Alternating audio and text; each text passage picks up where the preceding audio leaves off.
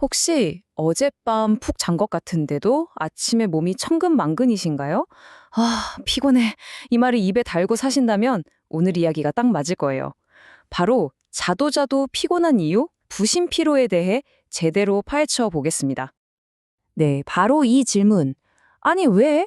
난 어제 8시간이나 잤는데 왜 이렇게 피곤하지? 이게 그냥 기분 탓이나 의지의 문제가 아닐 수 있다는 거죠. 우리 몸이 보내는 아주 중요한 신호일 수 있거든요.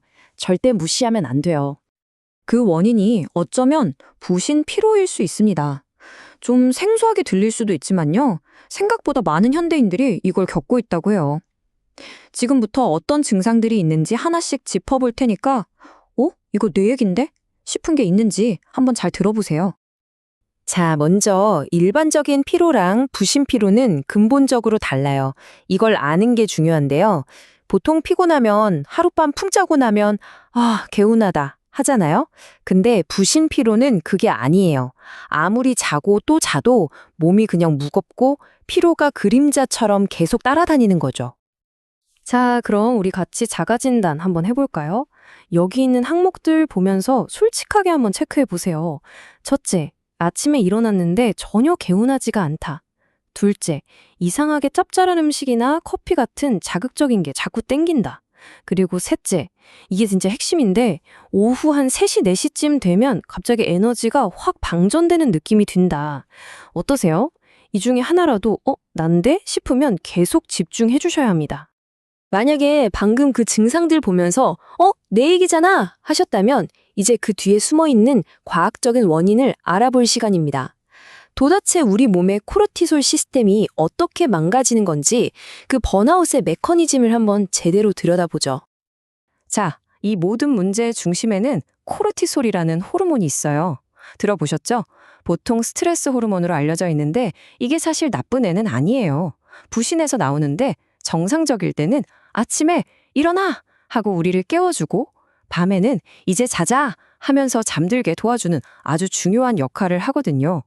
뭐랄까, 우리 몸에 내장된 자연 알람 같은 거죠. 근데 이 똑똑한 시스템이 어떻게 망가지는 걸까요? 그 과정을 한번 보시죠. 모든 건 만성 스트레스에서 시작돼요.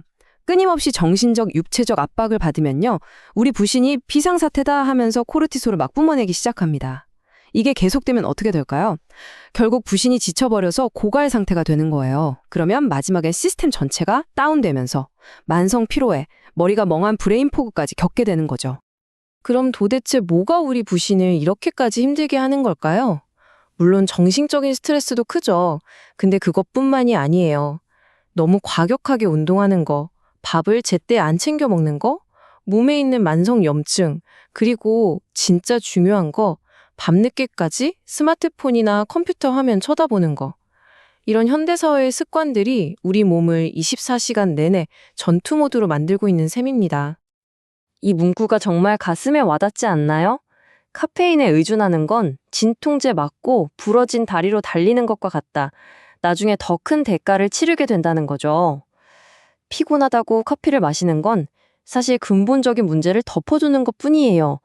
오히려 이미 지칠 대로 지친 부신을 채찍질하는 거나 마찬가지입니다.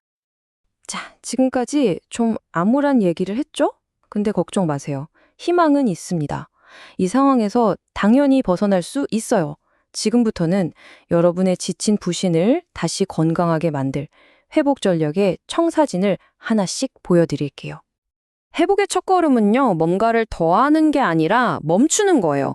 제일 먼저 이미 지쳐있는 부신을 더 흥분시키는 카페인, 일단 끊어줘야 합니다.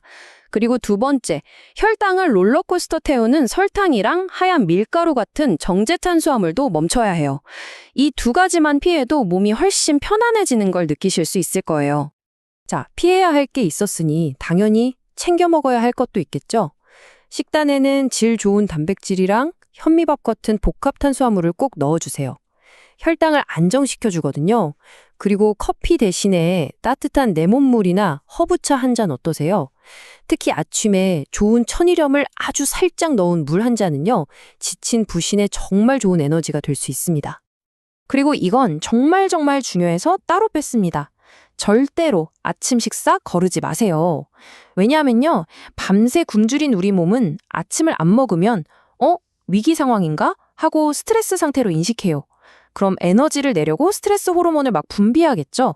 이건 가만히 있는 부신에 괜히 부담만 주는 꼴이에요. 좋아요. 식단 조절을 시작했다면 이제 회복 속도에 부스터를 달아줄 보조적인 방법들을 알아볼 차례입니다. 바로 영양제랑 생활 습관인데요.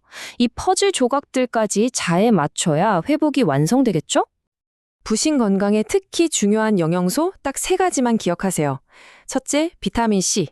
우리 부신에 엄청나게 많이 들어있는 성분이에요. 둘째, 비타민 B군. 에너지를 만드는 데 없어서는 안 될 존재죠. 그리고 마지막으로 마그네슘. 릴렉스 미네랄, 안정 미네랄이라고 불릴 정도로 우리를 차분하게 만들어줘요. 이 3가지가 바로 스트레스 관리에 나서는 우리 몸의 핵심 어벤져스입니다.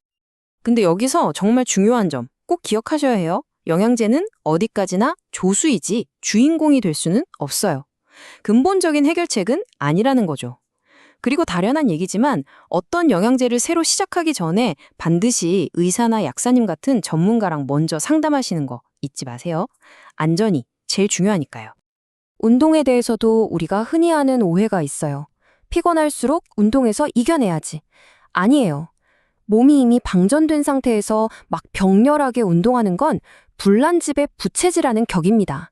스트레스를 더하는 거예요. 회복기에는 오히려 가볍게 걷거나 요가, 명상처럼 몸과 마음을 부드럽게 이완시켜주는 활동이 100배, 1000배 더 좋습니다. 자, 지금까지 식단, 영양제, 생활 습관까지 여러 가지를 살펴봤습니다. 하지만 이 모든 것들을 받쳐주는 가장 근본적이고 중요한 열쇠가 하나 남아있어요. 사실 이게 없으면 완전한 회복은 거의 불가능하다고 봐야 합니다. 네, 바로 이겁니다.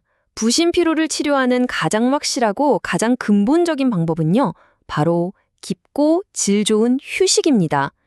세상 어떤 좋은 음식이나 비싼 영양제도 진짜 푹 자는 잠, 그리고 진정한 쉼을 대신할 수는 없어요. 우리 몸이 스스로를 고칠 수 있는 시간을 충분히 주는 것, 그게 모든 회복의 시작이자 끝입니다. 오늘 이야기 어떠셨나요? 여러분의 몸을 한번 천천히 돌아보는 계기가 되셨으면 좋겠습니다. 지금 바로 오늘 여러분의 몸은 어떤 신호를 보내고 있나요? 그 작은 목소리에 귀를 기울여주는 것, 그게 바로 건강한 내일을 만드는 가장 위대한 첫걸음이 될 거예요. 여러분의 몸을 믿어주세요.